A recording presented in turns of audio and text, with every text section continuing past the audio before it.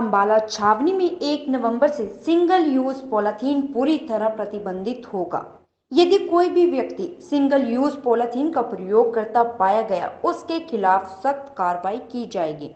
अंबाला छावनी के विभिन्न बाजारों और गलियों में नगर परिषद द्वारा इस संबंध में मुनियादी भी करवाई गई।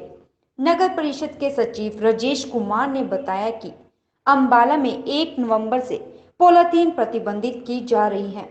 उन्होंने बताया कि इस संबंध में लोगों को जागरूक भी किया जा रहा है। सचिव ने कहा कि प्रदेश में स्वच्छ सर्वेक्षण किया जा रहा है। अंबाला को स्वच्छ रखने का कर्तव्य सभी अंबाला वासियों का बनता है। इसीलिए प्रत्येक व्यक्ति को चाहिए कि वे पॉलीथीन का प्रयोग ना करें। इसी के चलते हमें सिंगल यूज पॉलीथीन को पूरी तरह से रोक लगा देनी है। म्यूनिसिपल काउंसिल अंबाला सदर। जी सर, देखिए किसी भी कार्य को करने के लिए एक मुहिम चलानी पड़ती है।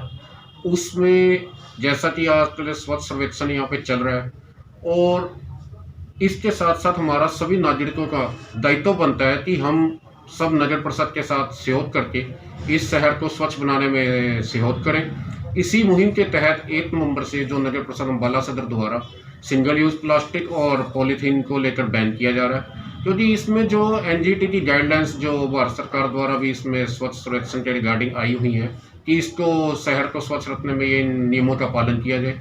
इसी के तहत अभी तक जो भी है, जितने भी कोई चलान भी किए जा रहे थे और जो पॉलीथीन वगैरह जो इसको रोका भी जा रहा था कि और लोगों को भी इस बारे में जागरूक किया जा रहा है और मुनादी वगैरह भी करवाई जा रही है।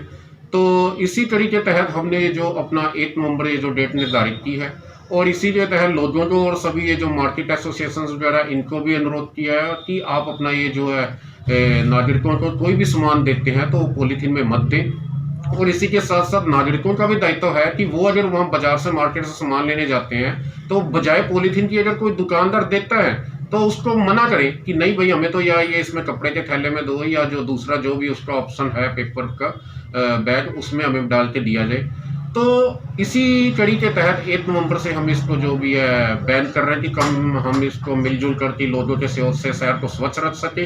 क्योंकि आपने देखा होगा कि जो पॉलीथीन और ये जो अपना सिंगल यूज प्लास्टिक है ये कितना घातक है और पर्यावरण के लिए भी और लोगों के स्वास्थ्य के प्रति भी।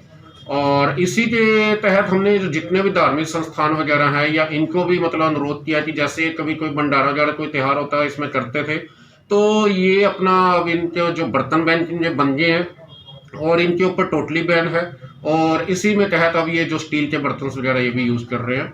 तो हम इसको इसीलिए 1 नवंबर से तारीख जो है इसको बैन करने जा रहे हैं। तो जो सिंगल यूज़ है जैसे आ रहा था और ये प्लास्टिक है इसको हमने इसीलिए बैन है। बाकी जो गाइडलाइन सरकार की है उसी को निर्धारित किया। जुर्माना ऐसे है कि हम देखो नागरिकों को पहले समझा रहे हैं कि खाली जुर्माने का ही मकसद नहीं होता। अगर प्रत्येक नागरिक इसको मुहिम अपना ले, नियम बना ले कि हाँ भाई मैं आप इसको शहर को स्वच्छ रखने में सहयोग करूंगा और इन चीज़ों का यूज़ नहीं करूंगा, तो मुझे नहीं लगता कि हमें किसी को जुर्माना करने की जरूरत पड़ी। अगर ये लोगों की सोच ही अगर एक ऐसी बन जाए तो हमें जो इसको लगाने की जरूरत ही नहीं पड़ेगी। लेकिन अगर वो नहीं मानते हैं, अगर किसी के पास जमा पाया जाता है तो पहले तो उससे हम कुछ दिन जो लेंगे वापस ले लेंगे और उसको सामान कहने भी आप अपना इसको दूसरे बैग में डालो।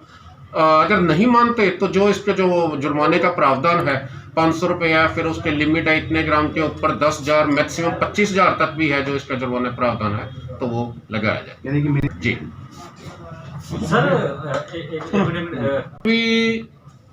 ऐसा है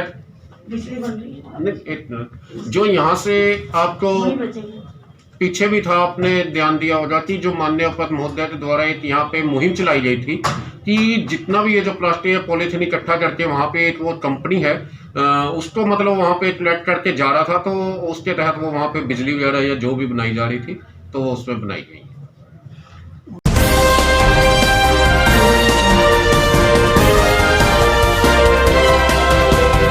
ACM न्यूज़, खबर आपके शहर की।